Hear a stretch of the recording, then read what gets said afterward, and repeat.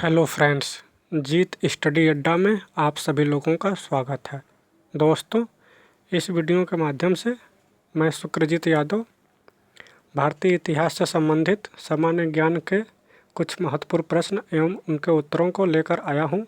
यह सभी प्रश्न पिछले साल के प्रतियोगी परीक्षाओं में पूछे गए थे। तो आइए शुरू करते हैं। दोस्तों, प्रश्न है, अर्थशास्त्र किससे संबंधित है? दोस्तों, अर्थशास्त्र राजनीतिक नीतियों से संबंधित है। आगे प्रश्न है, पाटलिपुत्र में चंद्रगुप्त मौर्य का महल किसका बना था? दोस्तों, पाटलिपुत्र में चंद्रगुप्त मौर्य का महल लकड़ी का बना था। आगे प्रश्न है, किस अभिलेख में यह सिद्ध होता है कि चंद्रगुप्त का प्रभाव पश्चिम भारत तक फैला हुआ था? दोस्तों, उत्तर है इसका रुद्रदमन का जूनागढ़ अभिलेख के द्वारा यह सिद्ध होता है कि चंद्रगुप्त का प्रभाव पश्चिम भारत तक फैला हुआ था। आगे प्रश्न है दोस्तों, सर्वप्रथम भारतीय साम्राज्य किसने स्थापित किया? दोस्तों, इसका उत्तर है चंद्रगुप्त मौर्य ने। आगे प्रश्न है, किस स्तंभ में अशोक ने स्वयं को मगध का सम्राट बताया है? दोस्तों, भाब्रू स्तंभ में अशोक ने स्वयं को मगध का सम्राट बताया है। आगे प्रश्न है,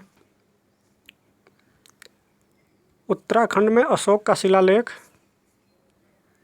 कहाँ स्थित है? दोस्तों, उत्तराखंड में अशोक का शिलालेख कालसी में स्थित है। आगे प्रश्न है, अशोक के शिलालेख को पढ़ने वाला प्रथम अंग्रेज कौन था? दोस्तों, अशोक को शिलालेख को पढ़ने वाला प्रथम अंग्रेज जेम्स प्रिंसेस था। आगे प्रश्न है, कलिंग युद्ध की विजय तथा क्षत्रियों का वर्णन किस शिलालेख में है? दोस्तों, यह 13वें शिलालेख में है। आगे प्रश्न है, अशोक के बारे में जानने के लिए महत्वपूर्ण स्रोत क्या है? दोस्तों, शिलालेख महत्वपूर्ण स्रोत हैं।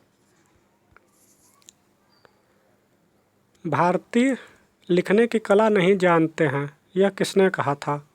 दोस्तों, इसका उत्तर मेगास्थनीज है। मेगास्थनीज ने कहा था कि भारतीय लिखने की कला नहीं जानते हैं। आइए देखते हैं अगला प्रश्न। आगे प्रश्न है, किसने पाटलिपुत्र को पोलीब्रोथा कहा था? दोस्तों, इसका उत्तर है मेगास्थनीज ने। आगे प्रश्न है, मौर्य काल में एग्रोनोमाई किसे कहा जाता था? दोस्तों, मौर्य काल में सड़क निर्माण अधिकारी को एग्रोनोमाई कहा जाता था। आगे प्रश्न है, किस मौर्य राजा ने दक्कन पर विजय प्राप्त की थी? दोस्तों, कुणाल थे। इसका उत्तर है कुणाल ने। आगे प्रश्न है, मेगास्थनीज द्वारा अपनी पुस्तक में समाज को कितने भागों में बांटा गया था? इसका उत्तर दोस्तों 5 भागों में। आगे प्रश्न है, कौन सा शासक जनता के संपर्क में रहता था? दोस्तों, इसका उत्तर है अशोक। आगे प्रश्न है, किस ग्रंथ में चंद्रगुप्त मौर्य के लिए ब्रिसल का प्रयोग किया गया है? इसका उत्तर है मुद्रा राक्षस ग्रंथ में। आगे प्रश्न है, वैदिक काल का सबसे बड़ा और ज़्यादा लौहपुंज कहाँ मिला है? दोस्तों, इसका उत्तर है अतरंजी खेरा में। आगे प्रश्न है, धनवान व्यक्ति को क्या कहा जाता था? दोस्तों, धनवान व्यक्ति को इभ्य कहा जाता था। आगे प्रश्न है, मनुष्य के जीवन को किन 4 आश्रमों में बांटा गया है? दोस्तों, मनुष्य के जीवन को ब्रह्मचर्य, गृहस्थ, वानप्रस्थ तथा संन्यास, इन 4 आश्रमों में बांटा गया है। आगे प्रश्न है, नाटकों के मंचन को क्या कहा जाता था? दोस्तों, इसका उत्तर है शैलूष। आगे प्रश्न है, उत्तर वैदिक काल के जानकारी के स्रोत क्या हैं?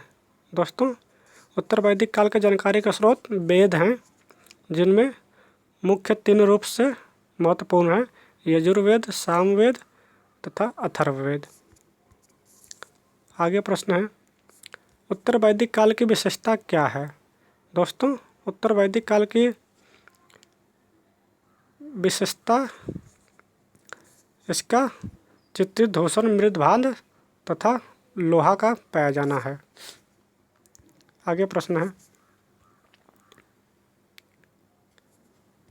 बिंदुसार के मृत्यु के समय अशोक एक प्रांत के गवर्नर थे, वह प्रांत कौन सा था? दोस्तों, प्रश्न ध्यान से देखिएगा।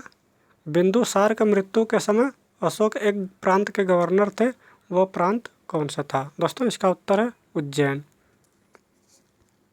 आगे प्रश्न है, किस सैंधवपुरा स्थल से फर्श के निर्मित अलंकृत ईंटों का प्रयोग किया गया था?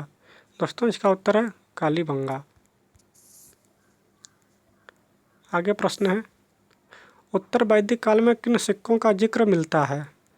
दोस्तों, इसका उत्तर है निष्क, शतमान तथा कसरल। आगे प्रश्न है, मिट्टी के एक विशेष प्रकार से बनाए गए बर्तन को क्या कहा जाता था? दोस्तों, इसका उत्तर है चित्रित धूषण, मृदभांड। आगे प्रश्न है, उत्तर वैदिक काल के प्रमुख देवता थे? दोस्तों, इसका उत्तर है प्रजापति। आगे प्रश्न है, शूद्रों के देवता के रूप में कौन प्रचलित थे? दोस्तों, शूद्रों के देवता के रूप में पूषण प्रचलित थे। आगे प्रश्न है, 24 बैलों द्वारा खींचे जाने वाले हलों का उल्लेख कहाँ मिलता है?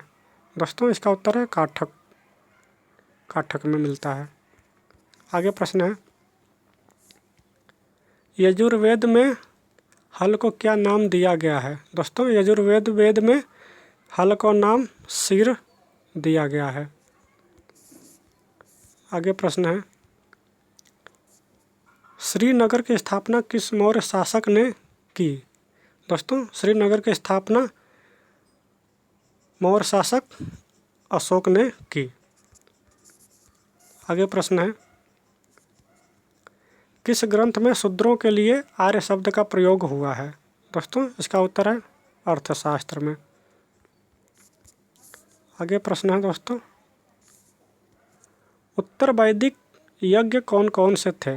दोस्तों, उत्तर वैदिक यज्ञ राजसूय, वाजपेय यज्ञ, अश्वमेध और अग्निष्टोम यज्ञ प्रमुख थे।